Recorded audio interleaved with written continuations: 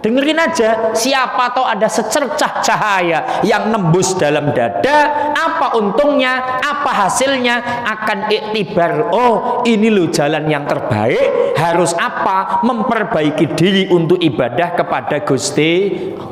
Datang saja Pak, dengerin, mau siapa yang ngomong lah.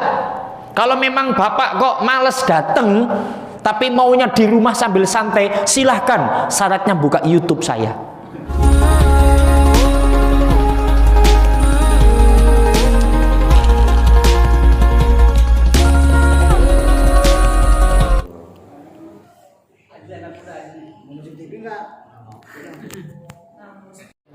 Assalamualaikum warahmatullahi wabarakatuh.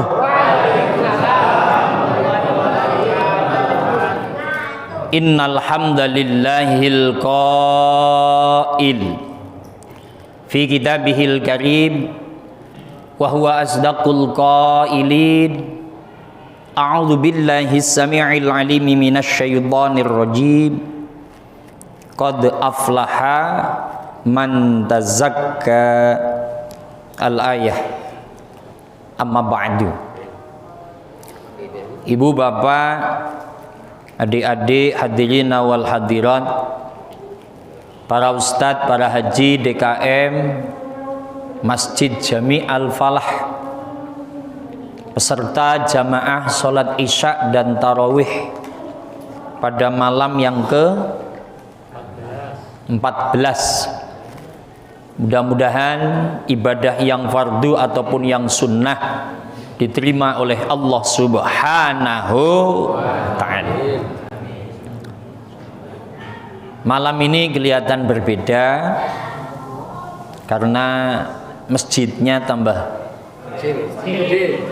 gede. Ini sudah penyakit tahunan. Jadi kalau Ramadan itu ada musim yang bagus, namanya musim meningkatnya iman. Kan ada musim duren, ada musim rambutan, musim kawin, musim cerai juga ada itu. Nah, termasuk musim meningkatnya iman, yaitu malam pertama Ramadan. Tapi kalau udah masuk malam kedua sampai ini malam 14, itu musim mulai merosotnya iman. Ya tanda-tandanya musolahnya mulai sepi. Maka ini langsung saja, salah satu kebanggaan orang Islam, tapi yang iman loh ya, itu kalau mampu menjalankan perintah Allah, itu senang. Tapi kalau ada orang Islam yang notabene iman, kok tidak senang melakukan apa yang menjadi perintah Allah, perlu ditanyakan keimanannya. Contohnya apa? Ramadan kali ini pemerintah membuka ruang diperbolehkan sholat tarawih di masjid dan musola. Itu kan harusnya senang sebagai umat Islam. Karena apa? Tarawih yo pantasnya itu jamaah di masjid dan musola. Nah itu senang, alhamdulillah. Walaupun tetap harus menetapi protokol kesehatan, memakai masker, mencuci tangan, menjaga jarak. Kalau di sini tiga-tiganya enggak dipakai.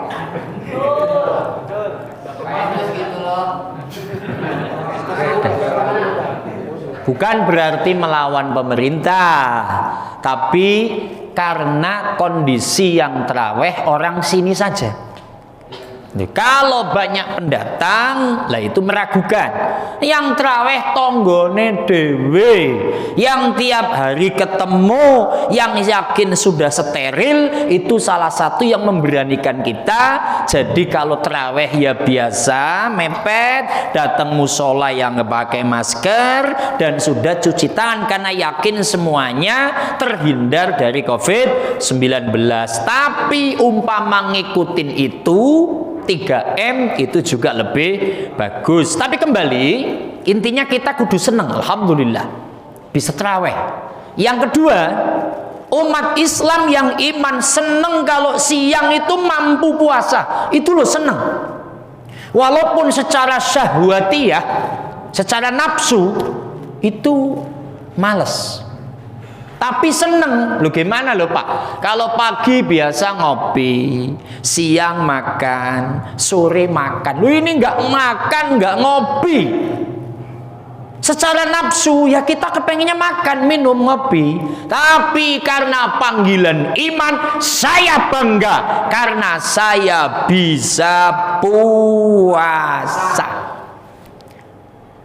Kalau melihat fenomena alam tahunan, kalau Ramadan di lingkungan kita, ini di Jakarta ini, karena yang nonton nanti ada orang Jawa.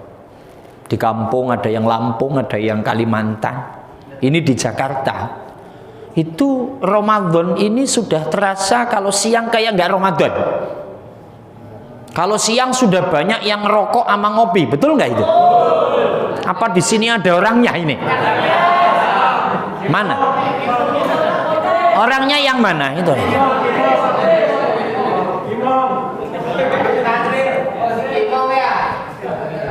Nah ini subhanallah. Saya jalan siang dengan Pak Haji Muhammad Ihsan. Itu cuman geleng-geleng kepala. Pak Ustadz udah nggak laku kalau begini. Pak Ustadznya lu nggak laku. Lu Pak Ustadz tiap malam Ramadan lu ngomong, ya ayyuhalladzina amanu kutiba alaikumus syamu kama kutiba alal ladzina min qablikum la'allakum tattaqun. Hei orang iman, itu kalau ngomong kan, kamu itu wajib puasa. Yang mewajibkan Gusti Allah. Itu mereka ya ngopi biasa aja itu. Ngopi, ngerokok, santai kayak nggak ada beban. Ketemu Ustadz ya, halo Pak Ustadz, ndasmu lah. Di sebelah sana parkiran Indomar, nggak saya sebutkan Indomar yang mana. Siang-siang sholat Jumat, saya pakai pakaian begini. Habis sholat Jumat ngecek duit, itu anak-anak ABG ini kayak kamu-kamu ini. Saya parkir motor itu, wih, saya ngomong, Mas, berani amat ngerokok. Saya nggak kuat Pak Ustadz kalau puasa, aus. Yang namanya puasa ya aus, goblok. Yang namanya puasa ya lapar, betul nggak gitu-gitu? Tapi kalau panggilan iman, walau lapar, walau haus, saya bangga karena saya mampu dan dimampukan menjalankan ibadah puasa. Makanya saya kalau jalan siang itu sama Pak Ihsan itu, gimana ya? Kayak udah nggak ada Ramadan ya Pak ya. Maka sahabat sekalian, bagaimana supaya kita ini hatinya yang keras loh. Ini kan hati-hati yang keras ini Pak. Hati keras itu bukan hati yang diambil dimasukkan kulkas. Bukan. Qalbun qaswah, hati keras sudah nggak mampu disentuh oleh Al-Quran, Al-Hadis, ijma, qiyas yang disampaikan oleh para habaib, para alim ulama. Ustadz ngomong sampai mulutnya usai loh. Ya paling ketemu, maaf Pak Ustadz saya nggak puasa dulu. Emang gua Tuhan lu gitu. Saya kadang kalau ketemu begitu yang malu saya ya. Maka ada kata-kata, hormatilah orang yang tidak puasa. Jadinya begitu Pak. Akhirnya saya yang menghormati. Contoh, saya lagi jalan kaki. Kesini saya jalan kaki. Jalan kaki umpama siang. Yang orang kenal saya lagi ngerokok sama ngopi. Saya lo minggir, malah apa itu? Malu sendiri. Berarti yang menghormati yang puasa, yang nggak puasa kok dihormati. Ini yang goblok itu yang mana kita gitu. Astagfirullahal. Maka ini kami sampaikan, tolong Pak, Yang namanya puasa itu perintah Allah. Allah yang menciptakan kita. Orang nggak puasa itu dosa. Dengerin Hendrik.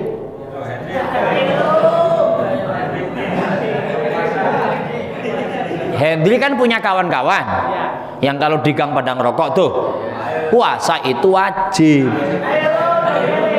Kok Pak Ustadz tahu? Ustadz matanya masih melotot.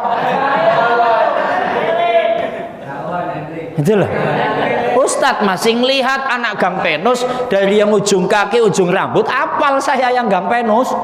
Mau di mana saya apal. Ini baunya bau gang penus nih gitu. Itu loh.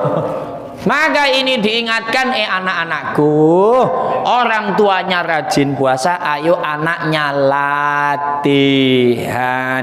Saya yakin orang tuanya juga udah ngingetin, udah nyuruh, sudah. Tapi memang anaknya yang bandel. Tolong puasa nak. Ya Bapak, terus arahkan itu. Nah, bagaimana hati yang keras ini supaya lentur? Kajian ini pernah saya buka di sini tahun 2004. Jauh banget ya. Hendri belum lahir kali ini. Tahun 2004 ini saya buka. Imam udah lahir. Ya, tahun 2004 saya buka. Begini Mas. Syekh Abdul Wahab Asy-Sya'rani di dalam kitab Mukhtasar Tadhkiratul Qurtubi. Ini demi Ramadan ini. Karena saya ngomong istimewa Ramadan udah gak mempan soalnya. Udah gak laku ngomong istimewa itu. Ramadan itu apabila kita ibadah maka akan dilipat gandakan oleh Allah. Wah, kacau. Ini bahasanya. Ini udah gak mempan. Maka saya harus pakai metodologi bagaimana supaya hatinya ini bisa tersentuh. Karena nggak bisa kesentuh. Ada hijab di situ.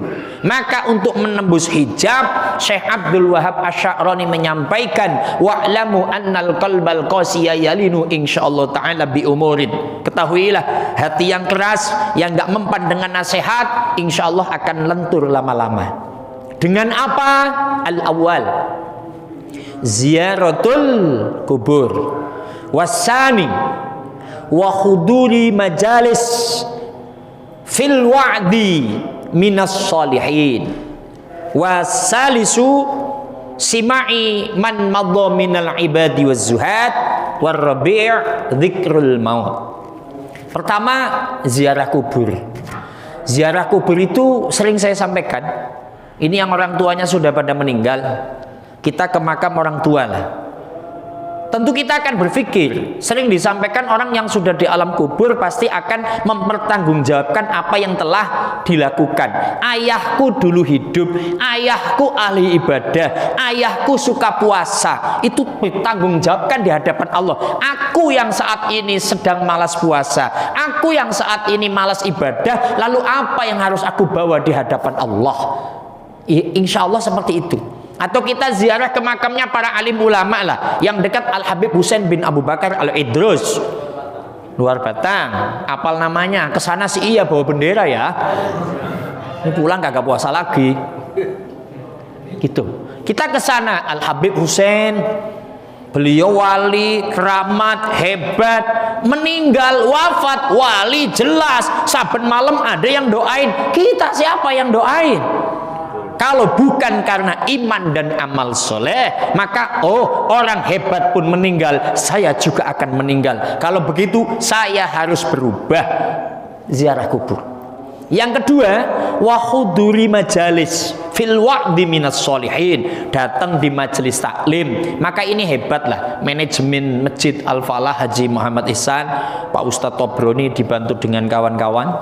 Itu selalu ada kajian lah. Ramadan ya minggu malam Senin memang kajian kita. Selanjutnya malam apa Pak? Jumat. Malam Jumat itu kan ada manajemen. Datang Pak. Pokoknya ada pengajian datang, dengerin. Paham nggak paham, dengerin. Kalau ngantuk udah nggak mungkin ngantuk lah malam ini itu ya. Dengerin aja, siapa tahu ada secercah cahaya yang nembus dalam dada. Apa untungnya, apa hasilnya, akan iktibar. Oh, ini loh jalan yang terbaik. Harus apa? Memperbaiki diri untuk ibadah kepada Gusti. Datang saja Pak, dengerin. Mau siapa yang ngomong lah. Kalau memang Bapak kok males datang, tapi maunya di rumah sambil santai, silahkan. Syaratnya buka YouTube saya. Nah, ini kan nanti jadi YouTube, Mas. Itu loh, kan YouTuber ini. Syaratnya kan dua. Satu punya HP, yang kedua punya kuota. Kan kuota gratis ada gitu. Iya.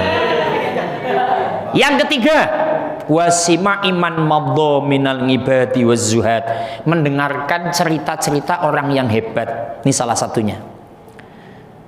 Kita ini sama-sama manusia, bahan bakunya sama, dari setetes air hina. Kalau dijual bahan bakunya Pak Supi lu nggak laku.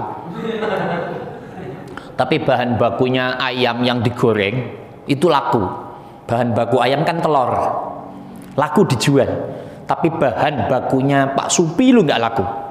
Satu ember bahan baku manusia apa? Pejo. Lah, lu nggak laku itu dijual. Bener nggak ini? Ayo jualan pejo di pasar. Lah namanya apa Pak itu? Pak Supi nama yang paling keren apa? Ya pejo itu dijual lo nggak laku. Sperma. Bahan baku manusia lo nggak laku, Mas. Nggak ada gunanya kita ini. Nah, ketika kita bahan baku nggak laku, tapi ketika jadi manusia ada yang hebat. Kita bisa nyontoh sama-sama manusia. Siapa? Habib Ali Kuitang. Ya, itu di zamannya menjadi pimpinannya para wali. Apa cerita yang ini? Saya ulang cerita ini supaya kita itu mau mencontoh. Beliau hebat, kita juga bisa hebat. Di Jawa Timur itu kan ada kiai mengekspresikan cinta kepada Nabi, akhirnya menulis solawat badar. Salatullah salamullah ala dhaha rasulillah, salatullah salamullah ala yasin. Ayo bareng, salatullah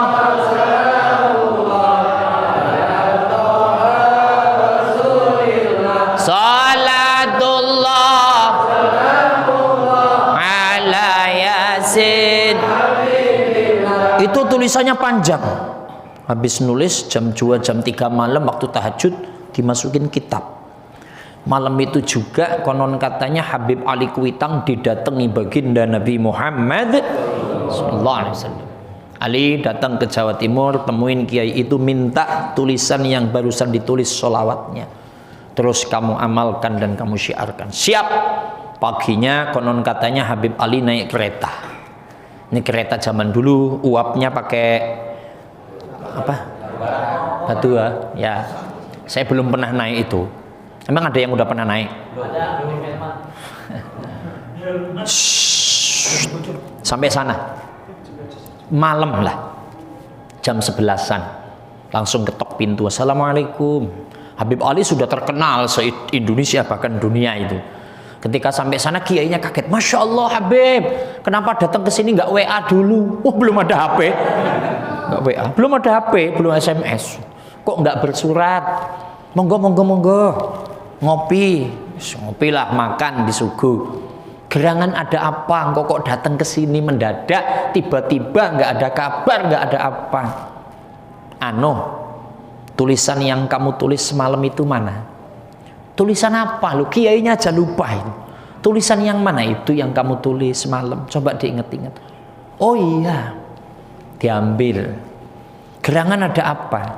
Semalam baginda Nabi Muhammad SAW datang menemui aku untuk mengambil tulisanmu ini, solawat badar. Tawassalna bi bismillah wa bil hadi rasulillah wa kulli mujahidin lillah bi ahlil badri.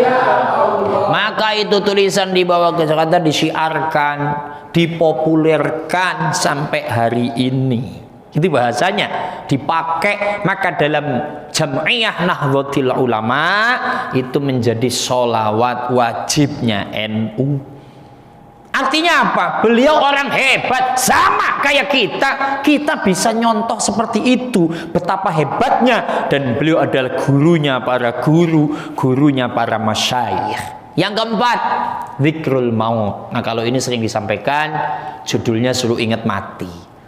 Ya, setiap orang kan pasti pada mati. Artinya mati itu ya harus punya bekal iman dan amal soleh. Lah mumpung masih hidup, ini Ramadan, tolong ibadah. Satu, puasa.